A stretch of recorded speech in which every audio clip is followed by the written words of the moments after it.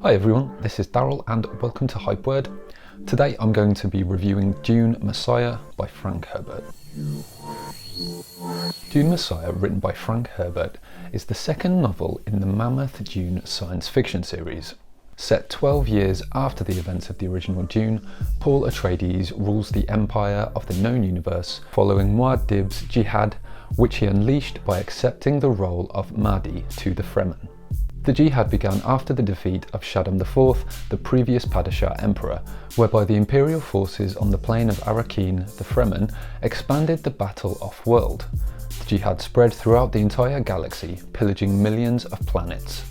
In Dune Messiah, the story follows Paul, who has become the known universe's most powerful emperor in history, as he, ironically, is powerless to stop the deadly religious excesses of the unstoppable jihad he has created.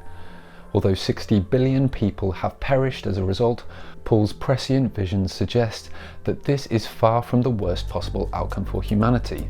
Motivated by this knowledge, Paul embarks on what is known as the Golden Path, a complex and perilous plan to set humanity on a course that will not inevitably lead to stagnation and extinction, while at the same time acting as ruler of the empire and being a scrutinized focal point of the Fremen religion.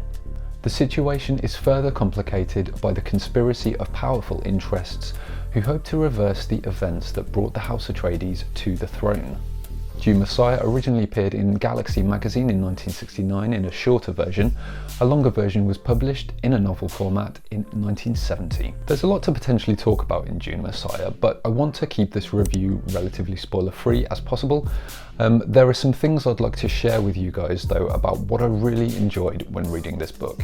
Also, just a note, if you haven't read Dune yet, this video goes into some deep Book 1 spoilers, so maybe instead head over to my Dune review video, where I'll leave a link to here. Firstly, Dune sets up what is essentially one of the most interesting character concepts I've come across, which is Paul's sister Aliyah. It's in the second book that we get to know her and the strangeness that surrounds her. We're introduced to Aliyah in Dune as a baby, but she's not just any baby. Also known as the Accursed One to the Bene Gesserit, Aliyah was still in the womb when her and Paul's mother Jessica took the Water of Life, a poisonous blue liquid used by the Bene Gesserit to turn their sisters into reverend mothers. Because of this, she was pre-born, a term used to describe someone who was fully aware as a personality long before the actual birth. Preborns are able to access their ancestral memories in the same way as a reverend mother. It's in book 2 that we really get to know Aliyah as a character, and I found this to be a really interesting aspect of the book. If you watched my Dune review, you'll know that in the first book I was fascinated by Paul's mother, Jessica, as a character, and although Jessica doesn't appear in Dune Messiah, which, side note, I was a little disappointed about, I was equally fascinated by Aliyah. We get to explore the depths of her power caused by the fact that she's preborn, and we get to witness the reverence and often fear this provokes in many of the characters. The deep mythology that was given a well-established foundation in Dune is built upon and explored further with the exploration of organisations like the Bene Tleilaxu, the Bene Tleilaxu or the Tleilaxu, I think that's how you say it. Please let me know in the comments if I'm wrong. The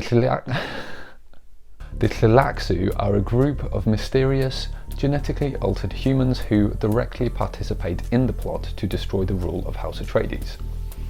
We also explore more of the settings of the Duneverse, which delves more into its history, laws, restrictions and religions, such as the Butlerian Jihad, which prompted the taboos of using machines and artificial intelligence, and the Orange Catholic Bible, which was established to be a fusion of all significant religions through human history. Some of the main themes of the book are similar to that which run through Dune, namely the concept of power and the struggles and threat of corruption that torment those who wield it. And in this book, irony. I think one of the greatest points Dune Messiah makes is in its sense of irony. Irony is suffused throughout the book at various points. While in the first book, Paul has relatively little power, it seems as though he has a greater freedom. While the more power he has accumulated in Dune Messiah, the less room it seems he has to move. Similarly, the greater his power of prescience and foresight becomes, the less power he has to choose over the path that he must follow. The feel of Dune Messiah isn't as epic. If you're looking for a recreation of Dune in its sequel, then you might find yourself disappointed. Instead, it deals with psychological and political warfare, with psi weapons, conspiracies, intrigues, but noticeably less action. To me, however, this meant it didn't feel like it was repeating itself and acted to add intensity and suspense to the story, while allowing us time to get involved and care about the characters. But saying that, Dune Messiah is still big in its concepts and mythology and asks some pertinent philosophical, political, social, ethical and moral questions that are relevant today and will only become more relevant in the future, I suspect. So with that in mind, I gave Dune Messiah 5 stars out of 5, and I can say it has left me wanting more from the Duneverse. That's it for this review. I'd love to get your thoughts on all things Dune in the comments.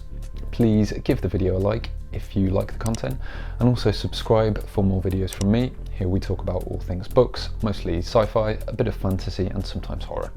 So if that is your thing, please stick around. Until next time guys, happy reading.